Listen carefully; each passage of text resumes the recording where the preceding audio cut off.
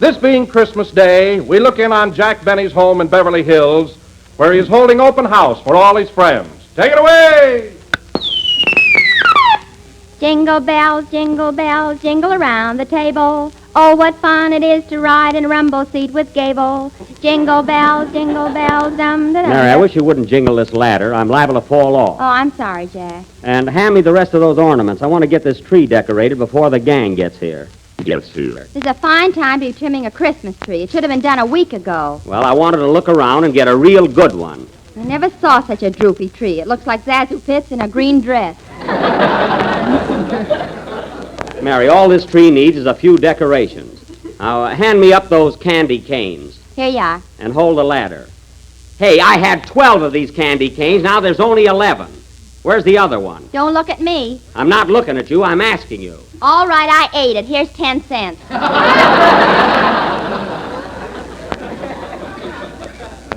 Smarty, I bet you'd be surprised if I took it. I wouldn't be surprised if you sued me.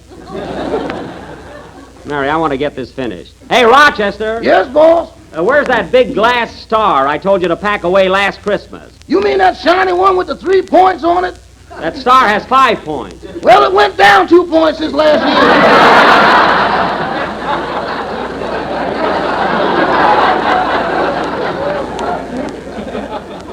All right, bring it anyway. Mary, hand me some of that silver tinsel there. Here you are. Say, Jack, are your socks dry yet? Yeah. Well, take them off the tree. People will be here soon. Okay. Now, hang on to the ladder, Mary. I want to fix these top branches here. Hold tight now. Well, I'll be darned. What's the matter, Jack? There's a little squirrel up here on the top. Hello, squirrel. Hello, Nut. Get away from me. Shoo! Mary, hand me that Cupid doll I won at Ocean Park. I'll hang that on the treetop there. Oh, Jack, that looks so corny. Why don't you get rid of it? Listen, Mary, I threw over 100 baseballs to win this doll, and I'm going to keep it. That's right. Say, how much tinfoil have you got saved up by now? About 3 tons. Oh, shut up! Hand me a couple of those popcorn balls. There's the door, Mr. Benny. You want me to answer it?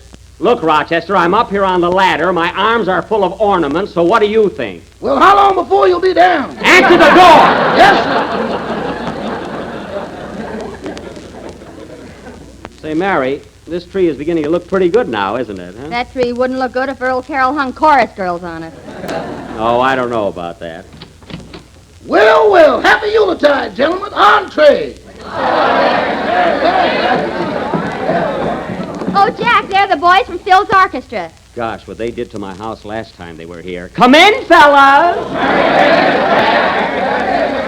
Merry Christmas, everybody. Rochester, take the boys in the other room and give them some refreshments. You mean that punch you fixed up this afternoon? Yeah, help yourself, boys.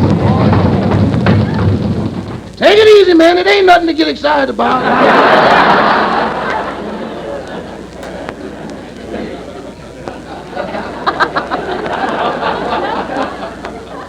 That Rochester doesn't think punch is any good unless you have to crawl away from the bowl.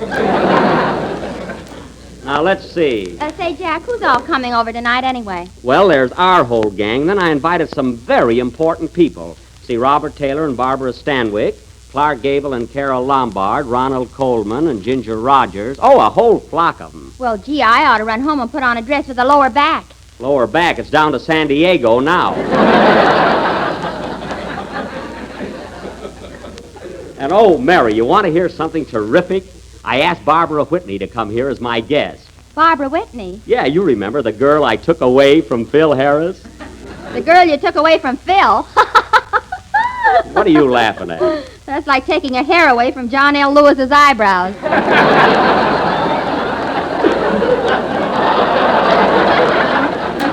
Just the same, Phil will burn up when he sees her here. Is she coming alone? No, I asked Don Wilson to stop by and pick her up.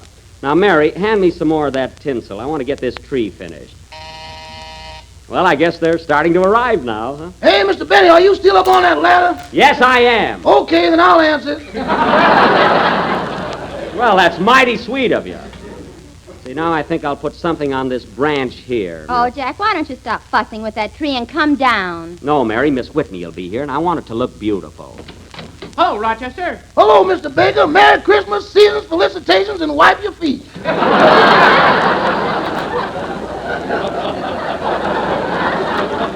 Hiya, Kenny. Merry Christmas, everybody. Come on in, Kenny. Hang up your hat and coat and make yourself at home. Okay, Jack. Am I the first one here? No, the orchestra boys are in the other room. Hey, Kenny, don't hang your coat on the Christmas tree. Would need something. Well, it's not that bare. Oh, say, Jack, here's a little present for you. It's nothing much, but I hope you like it. Oh, thanks, Kenny. Here, catch it. Gee, I wonder what it is. I'll bet it's a baked apple. Bet it isn't. Say, it's a pretty package. Oh, Kenny, these are beautiful. They're the very latest thing, Jack. Musical handkerchiefs. Musical handkerchiefs, huh? Yeah, every time you blow your nose, chimes ring. Well, I'll be darned. I can hardly wait till I catch a cold. Well, why don't you try one, Jack? Okay, I will. Now blow hard.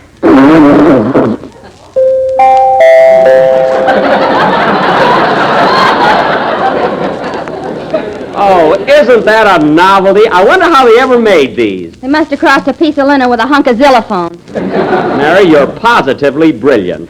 Say, Jack, as long as the orchestra boys are here, I'd like to go in the next room and brush up on my song. Oh, go ahead, Kenny. We'll want a little entertainment. Okay, see you later. Now, Mary, we've just got a few more things to put up. So hand me that big paper bell there. Here you are, Jack. Hey, Rochester, there's the door again. I got my shoes off. Well, put them on and answer it. Okay.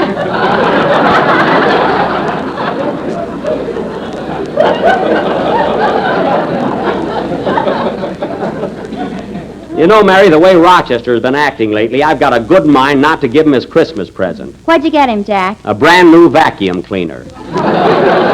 A vacuum cleaner? Yes. Oh, that's lovely. He can play with it on his day off. Well, at least it's something practical. Here you are, boss. A couple of telegrams for you. Telegrams. See where they're from, Mary. Okay. Christmas greetings, I suppose, huh? Oh, Jack, this wire's from Robert Taylor. Oh, Bob, huh? Yes, he says, Dear Jack, terribly sorry that Miss Stanwyck and I are unable to come to your party tonight, as Miss Stanwyck's dog Grover is quite ill. I don't believe it. That's just a thin excuse. What's the other wire, Mary? Here it is. It says, Dear Jack, believe me, Mr. Taylor is telling the truth. I have a terrible headache, signed Rover.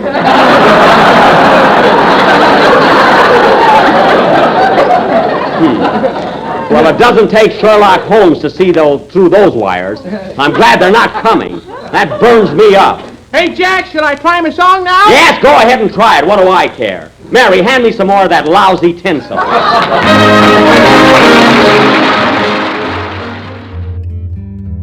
Christmas time is here again.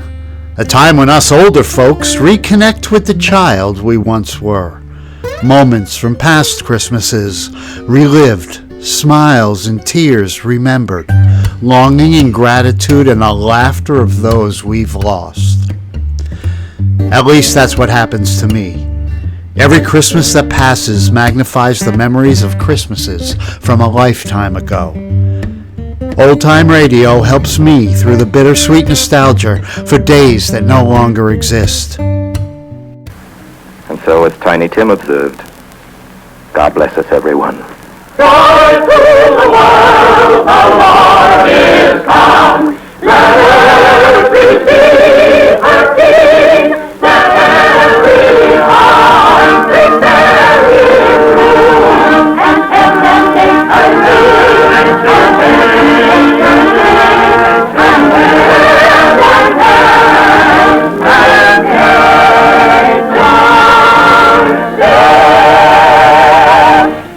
Hey there, I'm Mike Gillette, your host. Welcome to When Radio Ruled, episode 151, a 1930s Christmas, old-time radio holiday cheer from the ghosts of Christmas past. Hello, everybody. This is Rudy Vallee and Company.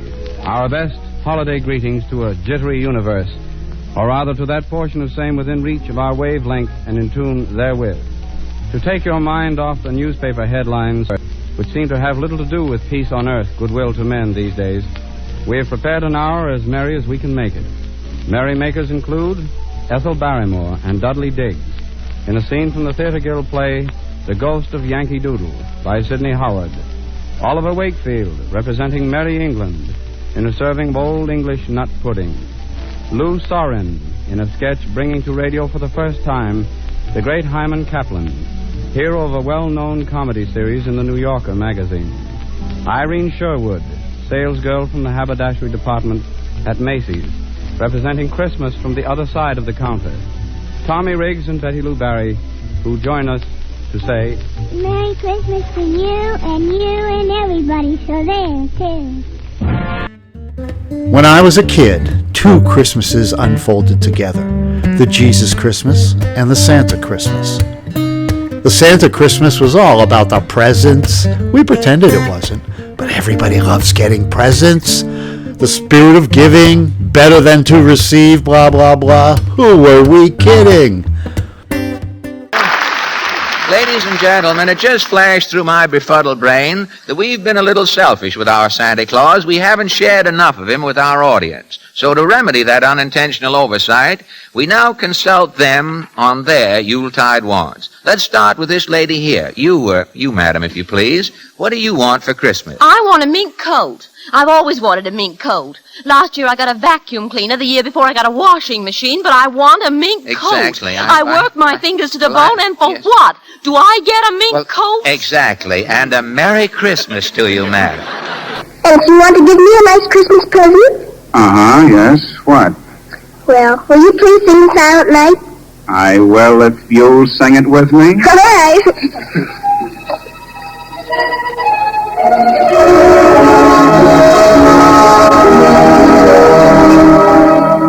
Silent night, holy night, all is calm, all is bright, bright young virgin, mother and child, holy infant, so tender and mild, sleep in heavenly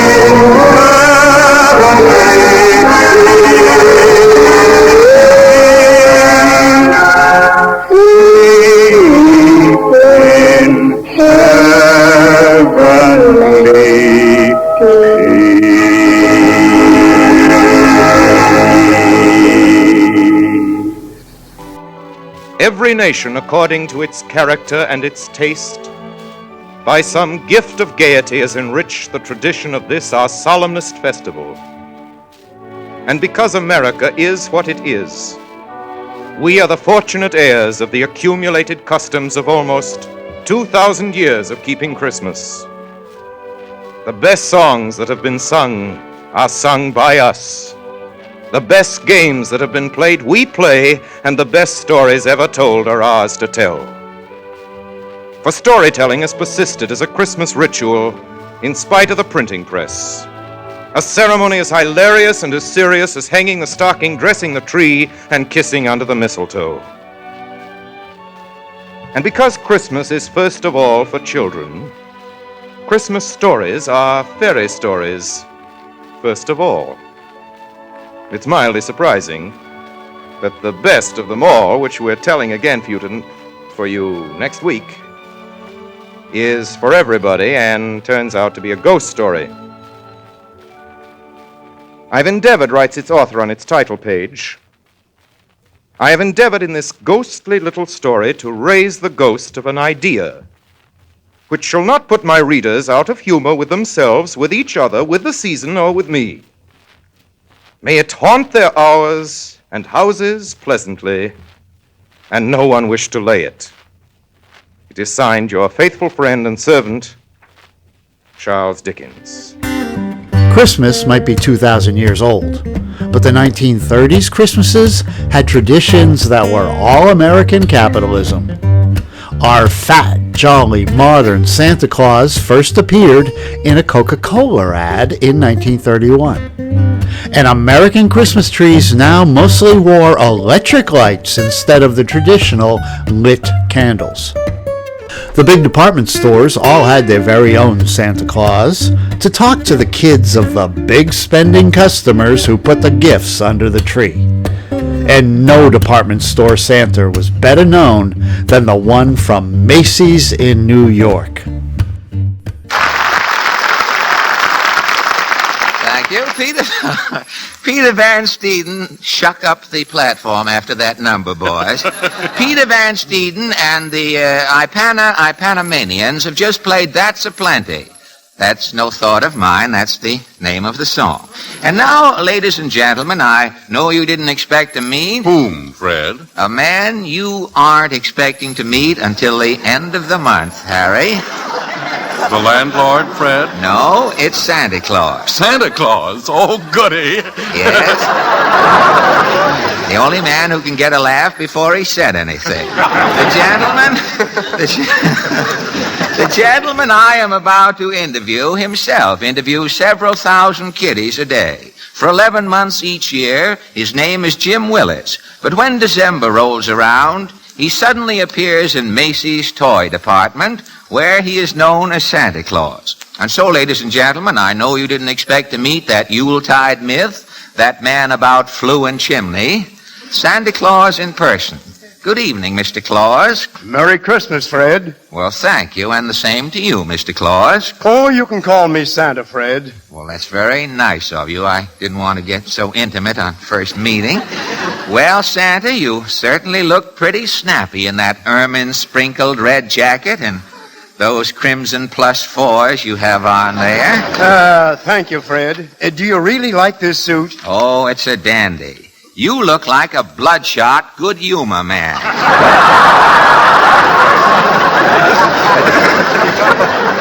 Tell me, Mr. Willis, how did you happen to get into professional kris-kringling? Did you have to study child psychology, take a course on Muppet IQs, or did you just want to see if you looked well in a chimney?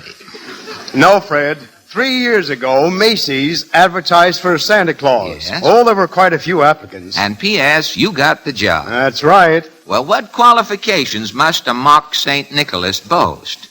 Do you have to cut a dash in Red Ball Brigands? Do you have to have a waistline like that World's Fair Perisphere? No, Fred. This stomach is padded. And like most phony corporations, it puts on a big front. If the little kiddies only knew that Santa Claus stooped to abdominal taxidermy. Oh. But you're not going to tell them, Fred. No, Mr. Santa Claus, I mean. Your secret and your mohair paunch are safe with me. But tell me, what other assets must a professional Santa Claus possess? Well, first I say he has to be an actor, Fred. An actor. Did you serve your apprenticeship with the Guild or the Little Group Theater at Red Bank before you went to Macy's? No, but I spent a good many years in vaudeville. Ah, vaudeville. The dodo of show business. I used to be in vaudeville, Santa Claus.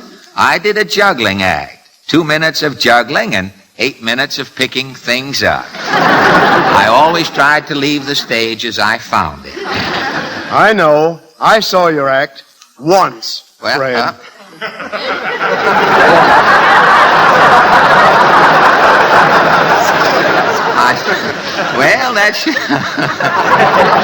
That shuts me up, Santa Claus. What sort of an act did you used to do? Oh, singing and dancing. You know, those were the good old days, Fred. Ah, yes. The only time an actor gets to tread the boards these days is when he crosses 6th Avenue. Good old vaudeville. I played a theater in Des Moines one time. It was so small, every time an actor took a bow on the stage, dandruff fell in the lobby. Well, vaudeville got me into Santa Claus business, Fred. And today it would take Santa Claus to get anyone into the vaudeville business. I met a female impersonator today. He hasn't worked for 2 years. It's made a man out of him. But tell me, what else, other than a stage background, is essential to a department store Santa Claus? Well, being good-natured helps, Fred. Well, you certainly fill the bill. Your eyes fairly twinkle out a hearty Yuletide welcome through that chin halo of albina alfalfa you have there. Does my beard really look that good, Fred? Oh, it's the most convincing jowl hedge I have ever seen. Now, what is your procedure in dispensing mass production Yule cheer to the kiddies? Well, first the children are lined up in long rows before my throne. Yeah? Then I greet them one by one. You're sort of a red-flanneled Grover Whalen.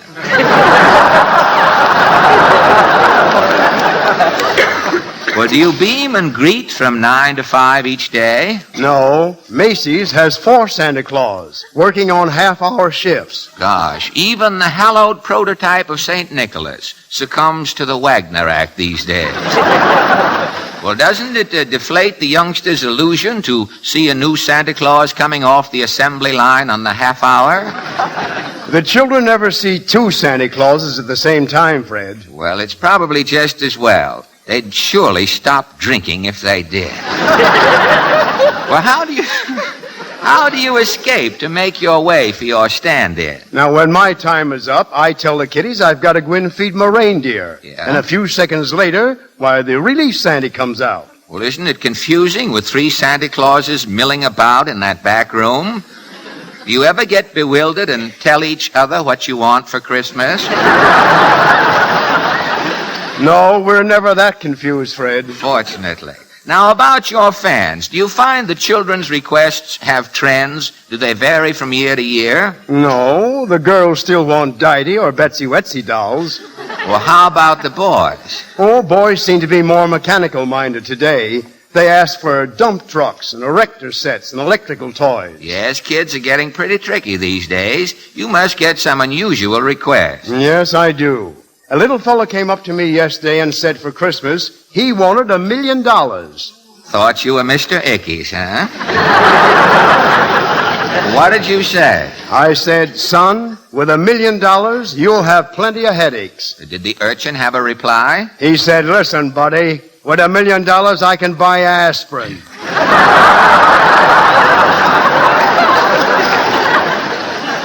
Well, that boy will be writing radio programs any day now. What do the mothers do while you're fending off their young?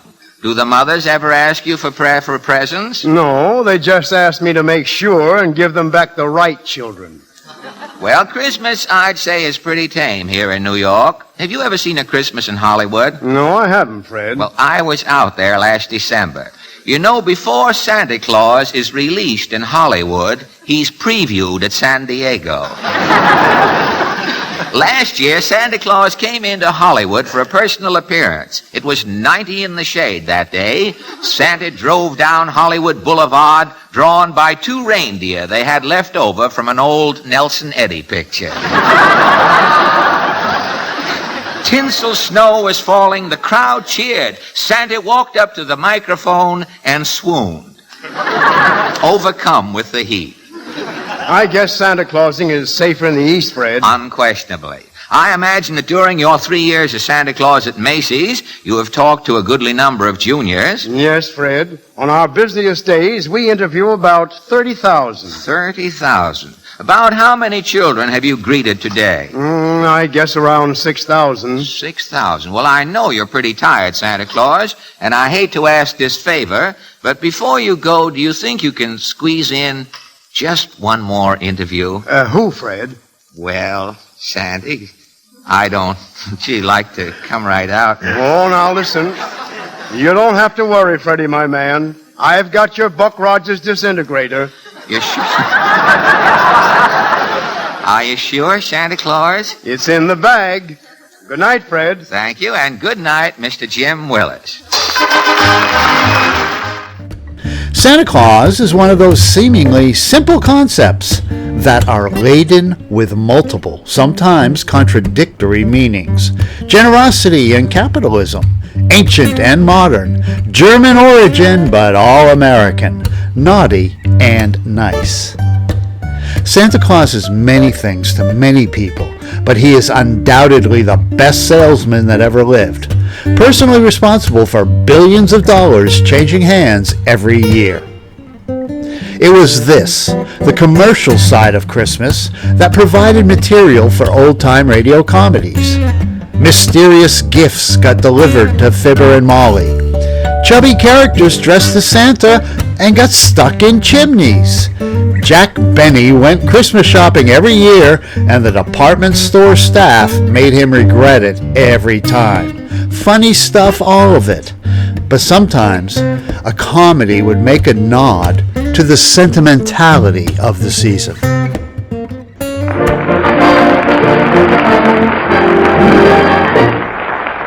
Daddy, played by Hanley Stafford, is taking Snooks down to a department store to see Santa Claus.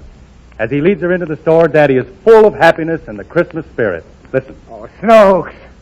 Stop dragging along behind. You want to get lost? Oh, look at it. Come on, let's get in the store. Talk to Santa and make it quick so we can go home. My feet hurt. I want to look in the window, Daddy. Oh, never mind the window. There's plenty of... Gee, look at that wonderful erector set. And that electric train. Hey, it whistles. Well. Daddy. What? There's Uncle Louie with a fur coat on. Oh, where's Uncle Louie?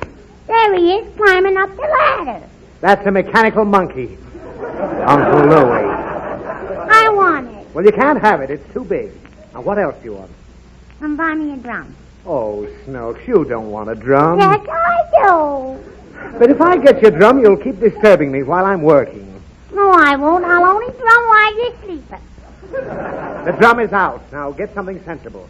Like a dollhouse or that wonderful electric train.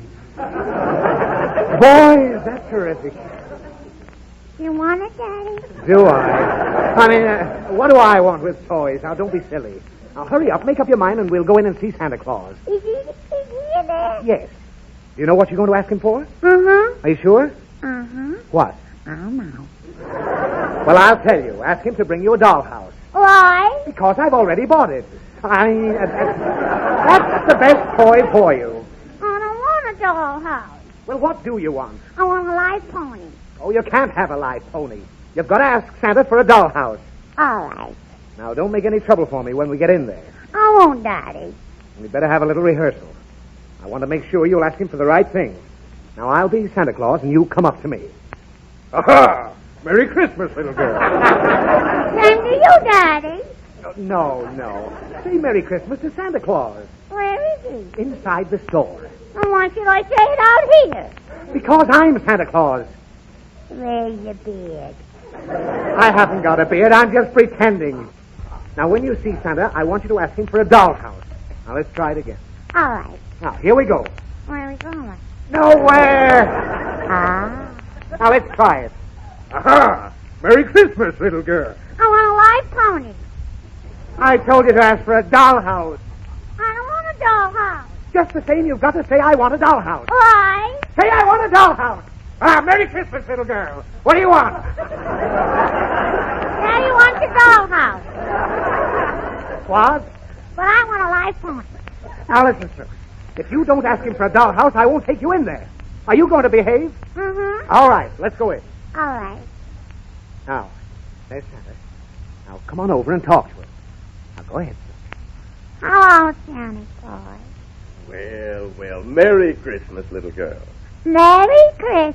Well, you're just about the nicest, sweetest little girl I've ever seen. Come over close to Santa. Now, what are you crying about? He's going to smack me. Oh, look out. What have you done? No. You give Santa back his beard. Come on. Let's get out of here. What kind of a kid is that anyway? You ought to give her a sound bang. Well, now, you've annoyed Santa Claus. I guess that'll fix you for Christmas. Why? Because he won't bring you any presents. Then I'll buy some. I got 40 cents. Oh, you have? Uh-huh. I saved it up to buy a present for you and Mommy. Why, Snooks, that's very sweet of you, dear. I'm going to buy you a silk bathrobe. Oh, yes? And I'm going to buy Mama a great big diamond ring. Well, listen, Snooks. I think you'll need a little more money if you're going to buy all that. Give me the 40 cents. Here, Daddy. And here's a brand new $10 bill for you. What shall I buy you, Daddy? I leave it entirely up to you. Let's walk around the counter. Oh, look at all those nice things. Ain't it wonderful? Hello, little boy. Hello. What's your name? Tony, what's your name? Pudding Cane. Ask me again, I'll tell you the same. Oh, Snooks, be polite and tell the little boy your name. My name is Snooks, and you got a big hole in your pants. Snooks. Well, I know it. The patch ain't the same color. That ain't a patch, that's me. Where's your daddy? I ain't got no daddy. Why? Oh, I don't know. They took him away last year in an ambulance. Mother says he ain't coming back. Oh. You look cold, Tony. No, I ain't cold. I'm going home soon. When? As soon as I sell the rest of my papers. Why are you selling papers? Well, I got 18 cents already. If I get another 7 cents, I can buy something for my mother. What did you figure on buying, Sonny? Well, I kind of wanted to get her that nice soft fur coat, but the man said it cost too much. Mother gets awful cold most of the time. I guess I can buy her a turkey, though. A turkey? Uh-huh. We ain't had turkey for an awful long time. Yeah, I bet you'd love a turkey. Daddy, Yes, dear. I want to whisper something to you. Yes, dear. You don't need no Christmas present, do you? I think I can do without it this year. All right. Here, Tony. Buy something for your mommy. $10? Oh, gee, I can't take this. Yes, you can you, Daddy? Why, of course. Is it all right, mister? If my little girl wishes you to have it, that's fine with me. Gee, thanks. Bye. Goodbye, little Merry boy. Christmas. He's a nice little boy. Well, Snooks, I don't know what to say. You really are a wonderful child. You love me, Daddy? Snooks, I love you an awful lot. When you're good. Daddy, Yes? I love you even when you ain't good. Well, come on, let's go home, baby. This is the happiest Christmas of my life. Daddy, What is it? you know what? What, Snooks?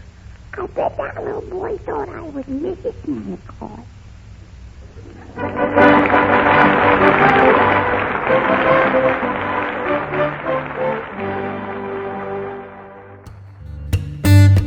The spending and gifting side of the Christmas season has an extremely effective spokesperson in Santa Claus, that chubby old magical elf. The other side of Christmas, the kindness, companionship, love, and compassion, has a different spokesperson. A spokesperson, some say, outranks even the great Santa Claus. Yesterday, I received a letter from an 8-year-old boy in Pennsylvania. With his permission, I'm answering him publicly. Dear Tommy, I'm just wondering if you haven't been a bit hasty regarding Santa Claus. I must admit that I, too, have been a little suspicious. Like yourself, I've never seen the real Santa Claus face to face. But look, Tommy, we've never seen God either, have we? But we have felt his influence. He's come to us from places much farther than the North Pole and squeezed through much tighter spaces than even the narrowest chimney and brought us gifts far more precious than playthings. Yes, there is a Santa Claus. Even though I recall many Christmases when I got nothing in my stocking, and at least a couple when I didn't even have a stocking, I lost faith then too. I thought maybe Santa Claus was a fake. But I was just a little boy then, Tommy, like you. I know better now. You see, you've got to grow up before you know for sure. Santa Claus is the spirit of cheerful giving. It's only kids, Tommy, and just a very, very few of them who don't believe. Santa Claus is coming.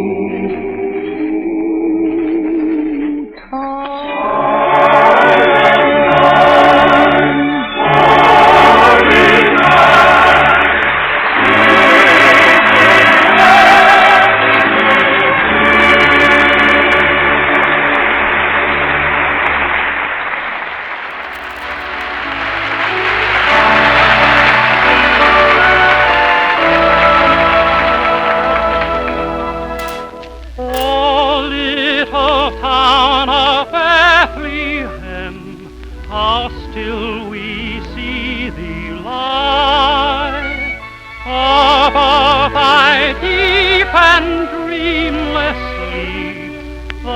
silent stars go by, yet in thy dark street shineth the everlasting light.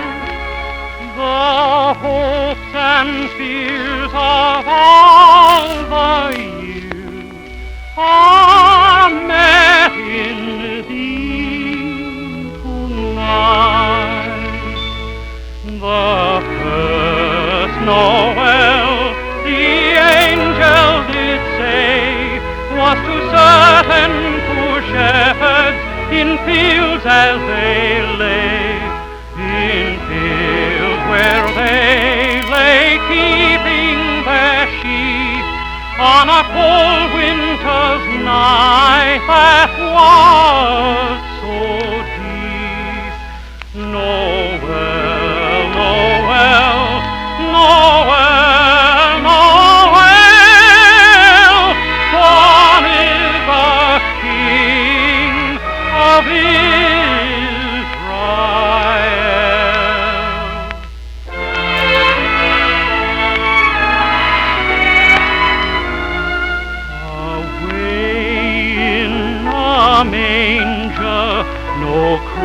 for his bed, the little Lord Jesus lay down his sweet head. The stars in the heavens looked down where he lay. The little Lord Jesus asleep in the hay. The cattle are lowing, the poor babe awakes, but little Lord Jesus no crying he makes. I love thee, Lord Jesus, look down from the sky and stay by my cradle to watch the lullaby.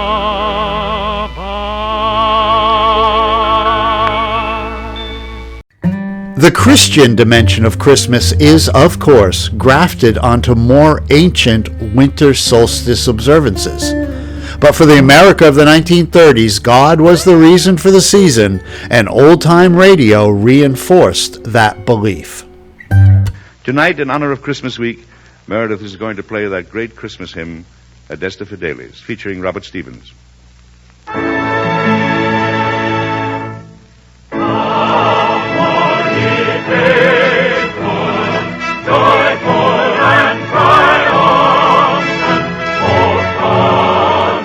of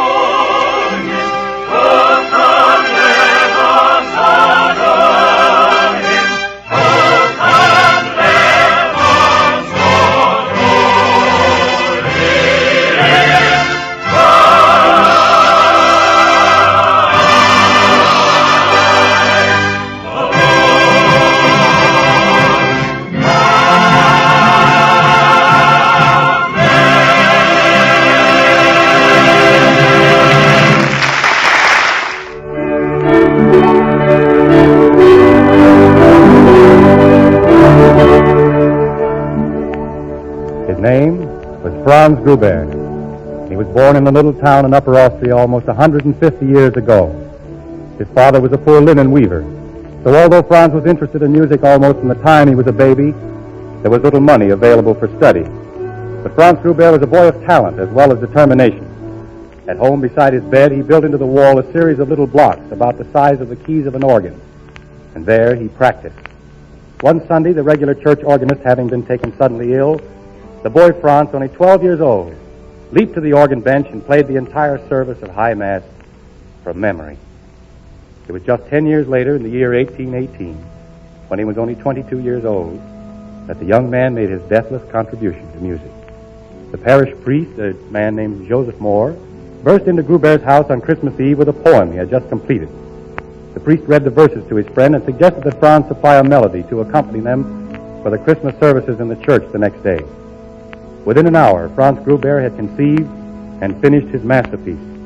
It was played and sung in the church at Oberndorf next day without altering a note, and made a profound impression on the Christmas worshipers. However, only 50 years after it was written, all record of the melody's authorship had been lost.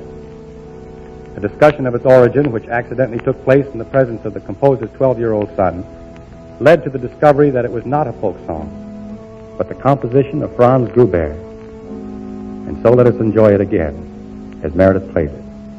And let us be thankful not only for Christmas, but also a little for the obscure and modest Franz Gruber, who wrote Silent Night, Holy Night.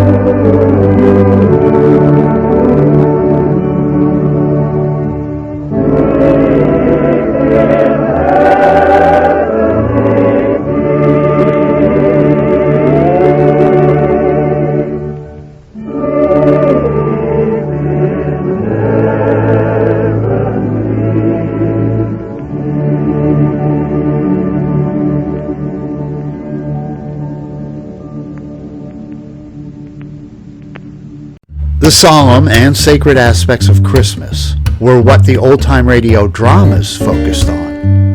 And when December arrived, even the most unlikely of OTR dramas drew inspiration from Peace on Earth, Goodwill Towards Men. The Shadow, Lone Ranger, Nick Carter, Sherlock Holmes all took a swing at Christmas-themed episodes. But Christmas is about tradition. And old-time radio of the 1930s developed a great Christmas tradition of its very own, involving a theater actor turned movie star and an English author from the Victorian era.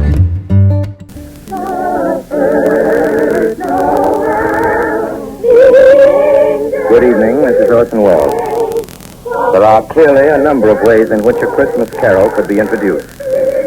Myself, I am most struck by the happy fortune that enables us on this Christmas Eve to present Mr. Lionel Barrymore, the best-loved actor of our time, in the world's best-loved Christmas story, A Christmas Carol. When Charles Dickens presented this little story to the world almost 100 years ago, it found an instant response in the hearts of people everywhere who saw in it their favorite fictional chronicle of what Christmas is and what Christmas means to all the simple people of the earth. From the day of its first printing, families have been innumerable in which there has remained unbroken the tradition that the reading of a Christmas carol was an item indispensable to a proper observance of the most important of days. It is the American way, as we know, to establish traditions quickly where popular instinct and sentiment pronounce them sound. And so it is that today, actually only the 5th anniversary of Mr. Lionel Barrymore's first playing of the part of Ebenezer Scrooge for the Campbell Playhouse, there is, I think, in all America nothing more eagerly awaited, more firmly rooted in the hearts of the radio family that numbers millions than this yearly performance of A Christmas Carol. A Christmas Carol, as Charles Dickens wrote it, has by common consent long been a classic. Mr. Lionel Barrymore's appearance in it is rapidly becoming one. Beginning Christmas Day, 1934, and each year until 1954, except for 1936, Lionel Barrymore appeared on radio each year in adaptations of Charles Dickens' masterpiece, A Christmas Carol. In 1936, Barrymore's wife suddenly died, preventing his performance. His brother, John Barrymore, took his place, but Lionel was back the following year. Usually, Lionel Barrymore portrayed Ebenezer Scrooge, but not always. In 1938, Barrymore became ill and didn't feel he had the energy for the emotional ups and downs the character required. So Lionel played the narrator, and Orson Welles assumed the role of Scrooge. Lionel returned to the role of Scrooge in 1939 with Orson Welles as narrator. The 1939 Christmas Carol is my personal favorite, but the 1938 version is also a lot of fun to listen to. Both are readily available online, and I traditionally listen to at least one of these versions each December 24. In 1938, a film version of Christmas Carol, starring Reginald Owen, was previewed on the Good News program, with the participation of Lionel Barrymore. Now Maxwell House takes great pleasure in bringing you Charles Dickens' immortal story, A Christmas Carol, as produced by Joseph L. Mankiewicz into a glorious MGM picture. And now, ladies and gentlemen, Mr. Lionel Barrymore.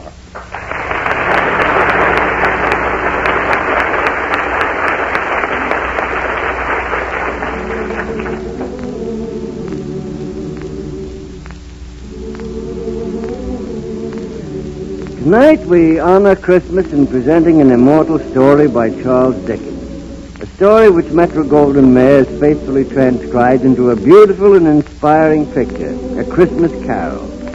I'm happy tonight to be able to introduce one of America's truly great actors, Reginald Owen, playing the role he so magnificently brings to the screen, Ebenezer Scrooge. With him, Gene Lockhart, a beloved actor, a great personality, who so perfectly plays Bob Cratchit, his charming wife, Kathleen Lockhart, who plays Mrs. Cratchit, and Anne Rutherford, Ronald Sinclair, with a fine cast of players who so ably support them in bringing to the screen a great picture. Now, let's look back to the London of over a century ago. As Dickens tells us, there was once a man named Ebenezer Scrooge who scoffed at the idea of Christmas. Oh, but he was a tight-fisted hand at the grindstone, was Scrooge. A squeezing, wrenching, grasping, covetous old sinner. A hated man in a dingy little office in London's Threadneedle Street, whose partner, Jacob Marley, had died some 7 years past, and whose only employee is Bob Cratchit, an abused fellow frightened of his master. It's Christmas Eve. Cratchit, thinking of the Christmas he's going to prepare for his 6 young children, anxiously watches the clock as it ticks past its closing time. Scrooge, sharp, cold, hard old man that he is, comes out of his office and creeps up behind Cratchit. Watching, Scrooge speaks. keep close watch on the closing hour, Cratchit. It's 1:30, sir. Then close up. Close up. Thank you, sir. Don't work overtime. You might make something of yourself. You'll want all day tomorrow, I suppose. It's quite convenient, sir. It's not convenient, and it's not fair. If I were to stop a half-a-crown for it, you'd think yourself ill-used, I'd be bound. It's only once a year, sir. Poor excuse for picking a man's pocket every 25th of December. But I suppose you must have the whole day. Be here all the earlier next morning. Oh, yes, sir. Then be off. A Merry Christmas, sir. Humbug. Merry Christmas. What's Christmas time but a time for paying bills without money? A time for finding yourself a year older, not an hour richer. If I could work my will, every idiot who goes about with Merry Christmas on his lips should be boiled with his own pudding and buried with a stake of holly through his heart. Well, what are you waiting for? My wages, sir, they fall due today. Can't wait to spend them, eh? There. Thank you, sir. Good day.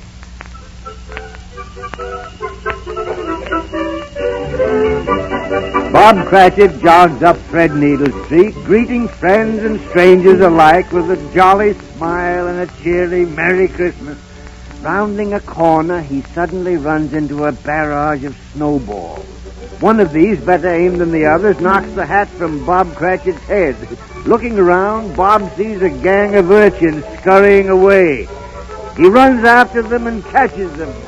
I say, here now. I say, sorry, Governor, we are sorry. Really, we are. I know, Manette, but just because a fellow wears a hat, that doesn't mean he can't throw a snowball. Now, watch. This is the way to make a real snowball. You take the snow into your bare hands like this, yes? And then you crunch it together. Look, Governor, coming down the street, a bloomin' topper. Huh? See if you can knock it off. Oh,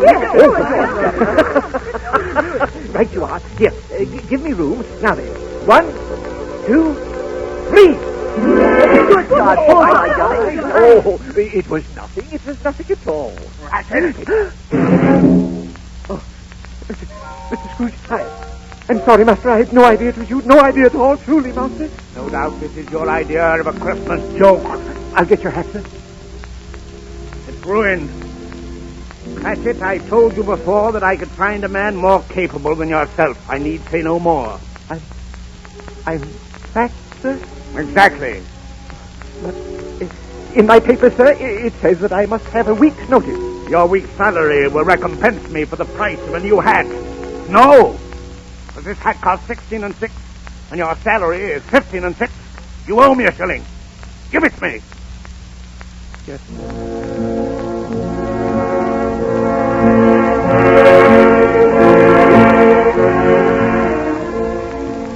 It's a saddened Bob Cratchit who wends his way homeward on Christmas Eve. He's thinking of his wife and family. But most of all, he's thinking of his youngest son, Tim. Tiny Tim, as all his brothers and sisters call him. Tiny Tim, who's been a cripple all his life. Meantime, let's follow Scrooge to his dismal, lonely lodgings, through the barren hallways to his upstairs bedroom, where after carefully locking the door and drawing the curtains, he lights a small fire and prepares for bed. Suddenly, from the depths of the house, he hears a clanking of chains. The noise of those chains comes closer. Through the stout oak paneling of Scrooge's door, there comes a shadowy figure. A figure that's wound about with a chain of cash boxes and keys and padlocks and ledgers and heavy purses wrought in steel. Scrooge wets his lips and manages to speak. Who are you? Ask me who I was. Who were you then? In life, I was your partner, Jacob Marley. Marley? But you are dead. Yes. I've been dead these 7 long years. Why? Why do you trouble me? It is required of every man that the spirit within him should walk abroad among his fellow men. If that spirit does not go forth in life, it must do so after death. You are bound in heavy chains. I wear the chains I forged in life. But why? Why? Because in life my spirit never walked beyond the limits of our money-changing hold. But you were always a good man of business, Jacob. Business. Mankind was my business. The common welfare was my business. Charity, mercy, forbearance, and benevolence. All these were my business. It is at this time of year that I suffer most. To see the want I could have stopped, the suffering I could have solaced, the hunger I could have satisfied. That may be true, but... Hear me. I am here to warn you that you have one chance of escaping my fate. One chance, Ebenezer Scrooge. What is it? You will be haunted by 3 spirits. 3 spirits? I think I'd rather not, Jacob. Unless you suffer these 3 visitations, your fate will be the same as mine. Jacob! Don't leave me yet, Jacob! Expect the first when the bell tolls 1. The second on the stroke of 2. The third upon the last vibration of 3. Jacob! Jacob! Wait! Jacob! Scrooge pleads in vain.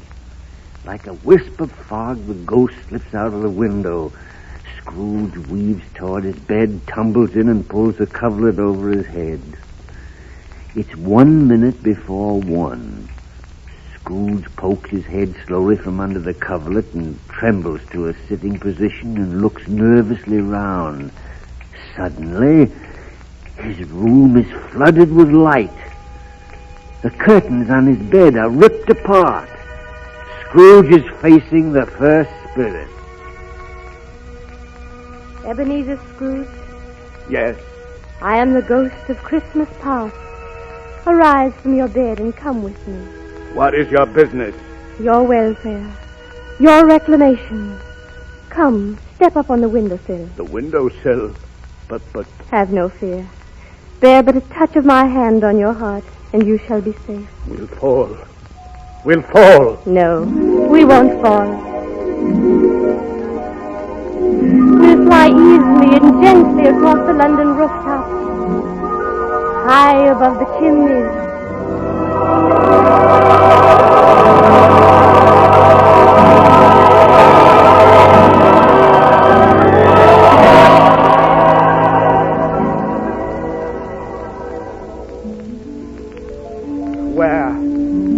Where are we? Look closely. Why, it's Fezziwig's warehouse. I was apprenticed here. Look in the window. It's old Fezziwig. It's old Fezziwig alive again. But who is that boy with him? I seem to remember his face. That boy is yourself. Listen. Scrooge? Ebenezer Scrooge? Yes, sir? Do you observe the time? 5 minutes past 7, sir. You've let me work you 5 minutes overtime. No more work tonight. Christmas Eve, Ebenezer. Close up the shop. Yes, sir. Now, about tomorrow. It's a holiday, of course, but you're expected to spend at least part of it with me. Eating Christmas dinner. Thank you, sir. And here. This is for you. A sovereign? A whole sovereign? I don't know what to say. Don't try to thank me, Ebenezer. Don't try to thank me. Do you remember what you have just seen, Scrooge? Yes. Old Fezziwig was very kind to me. Yes, he was. But he's dead now. Perhaps you feel you'd like to repay his kindness to you. Well? You have a clerk, Bob Cratchit. Old Fezziwig would have been so happy if you had shown your gratitude to him by showing kindness to others. Your clerk, for instance. Business is business. I'm a good businessman. My time grows short. I have shown you a scene from your childhood. I have yet to show you the black years of your life. Your gradual enslavement to greed. Your ruthlessness. Your ingratitude. No. Your wretched thirst for gold. No, leave me. I can't stand more. I can't stand more.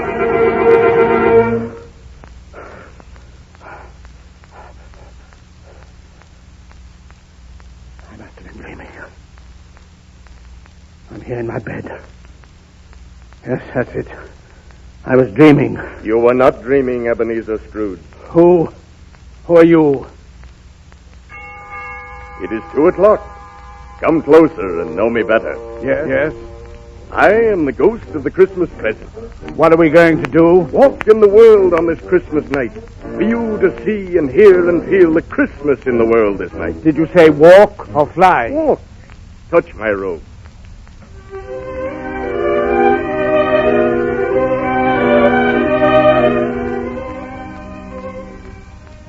This is the home of your clerk, Bob Cratchit.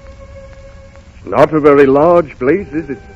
But how could it be large on the salary you pay him? Perhaps he doesn't budget his money well. Look, they're eating their Christmas dinner. There's Bob Cratchit at the head of the table and his wife and their children. Tell me, Spirit, why does that little boy, the one whom they call Tim, why does he look so ill? He's been crippled all his life. Spirit, tell me if Tiny Tim will live. If the shadows remain unaltered by the future, the child will die. No, surely he will be spared. With the kind of care that money can buy, who can tell? But Bob Cratchit has no money. Not even a position, I've heard.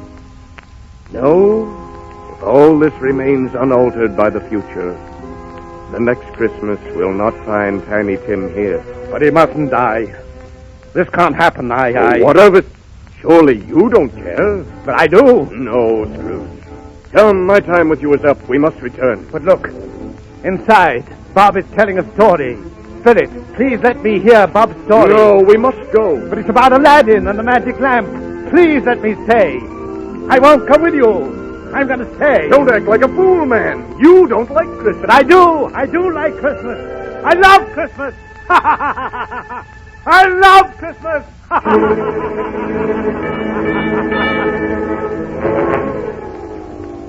Scrooge finds himself alone. Alone on a bleak, wind-swept moor. He looks across the moor in terror.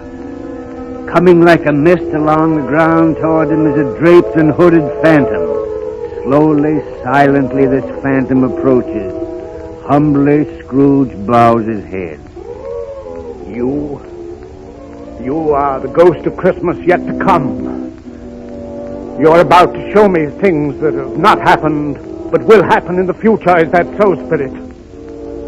You don't answer. Ghost of the future, I know you're here to do me good. And as I hope to be another man from what I was, I'm ready to accompany you. Won't you speak? Lead on, then.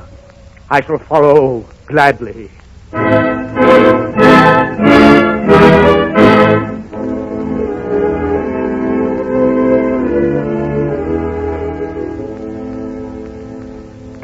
Why, this is Bob Cratchit's home again.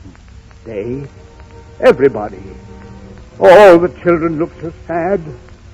Mrs. Cratchit, isn't it?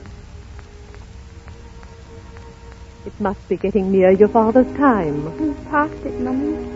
So we have walked on slowly last few evenings. I've known him to walk with Tiny Tim upon his shoulder. Very fast indeed. And so have I. Often. But he was very light to carry. And his father loved him so that it was no trouble. No trouble. There's your father at the door. Hello there, my nippers. Hello, my dear. Bob. This chair feels good. I saw Mr. Scrooge's nephew today. You did, dear? Yes. Oh, he is a nice fellow. He saw I looked a trifle down. Just a trifle, you know. He asked me what was wrong. I told him about Tim. He's such a sweet fellow, somehow I didn't mind telling him. I'm heartily sorry for it, Mr. Cratchit, he said, and heartily sorry for your good wife. By the by, how he ever knew that, I don't know. You what, my dear? That you were a good wife? It really seemed that he knew our Tim and felt with us. I'm sure he's a good soul. He is. And I'm sure, children, that when we remember how gentle and patient Tim was, we shan't quarrel among ourselves, and in doing it, forget our Tim. No, Daddy, never. I'm very happy. I am very happy. Poor Tim. Poor Tiny Tim. Everyone who knew him feels sorrow. Sorrow they would never feel for me. What place is this? It looks like a graveyard, a cemetery. Everything looks so bleak and cold, and it is a graveyard. What are you pointing at? A grave. It says Ebenezer Scrooge. My grave. And not a flower or a blade of grass on it. No, no. Why do you show me this if I am past all hope? I shall change my way of living. I will try to greet Christmas all the year. I will live in the past, the present, and the future. The spirit of all three shall be in my heart. I shall never forget the lessons that they teach. Tell me that this will change my future. Tell me that this is not my end. Please, please, please, please.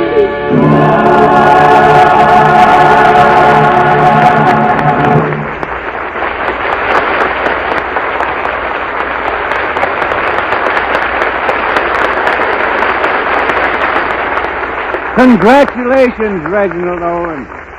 Jean Lockhart, Kathleen Lockhart, and Anne Rutherford. You were truly magnificent in the Christmas Carol. For no story is more timely than this when all Americans are praying for peace.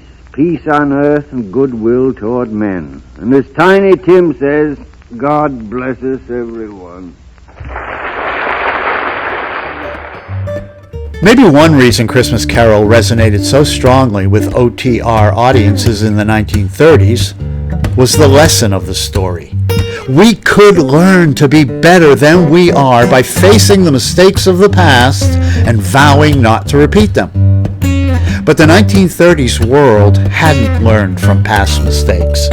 Europe was repeating the political games that resulted in the stench and slaughter of the Great War. America watched as the great nations across the ocean seemed determined to once again practice patriotic butchery. Full of lovely, whimsical people and scenes is Gulliver's Travels, but there's a lesson in it for all of us, young and old, at this Christmas time. It's simply that wars need not be fought. You've been listening to When Radio Ruled, 1930s Christmas. I'm Mike Gillette, your host. When Radio Ruled is a Before TV production. Copyright 2025. Merry Christmas to you. May you know the peace and joy of the season.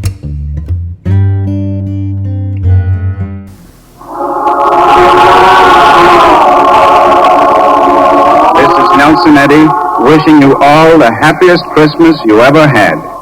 Have you a word for your friend, Shirley? Oh, yes, Mr. Eddy. Dear radio audience, this has been a very exciting Christmas Eve for me.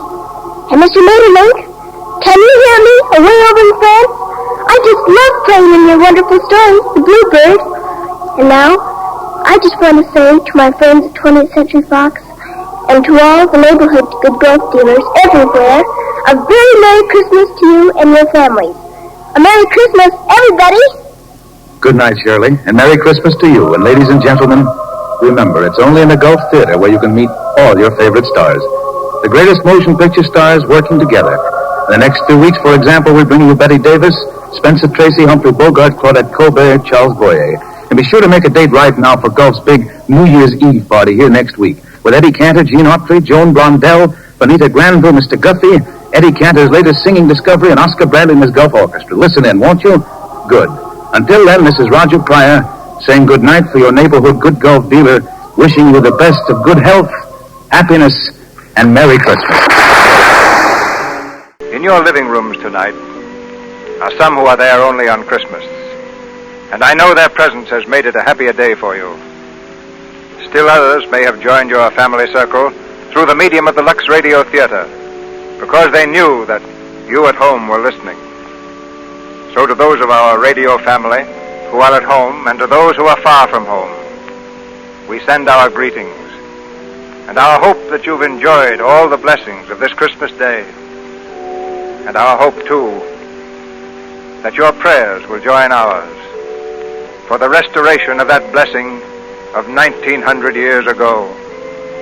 Glory to God in the highest, and on earth, peace, goodwill toward men. This is the last number of the 12th program in the new Jell-O series, and we'll be with you again next Sunday night at the same time. So Merry Christmas, everybody, from my whole gang. What are you going to give me for a Christmas present, Jack? Mary, I'm going to give you 2 tickets to my new Paramount picture, Artists and Models Abroad, which opens in key cities all over the country next week. Good night, folks. Gee, I'm glad I got that in. And now, as Tiny Tim says, God bless us, everyone.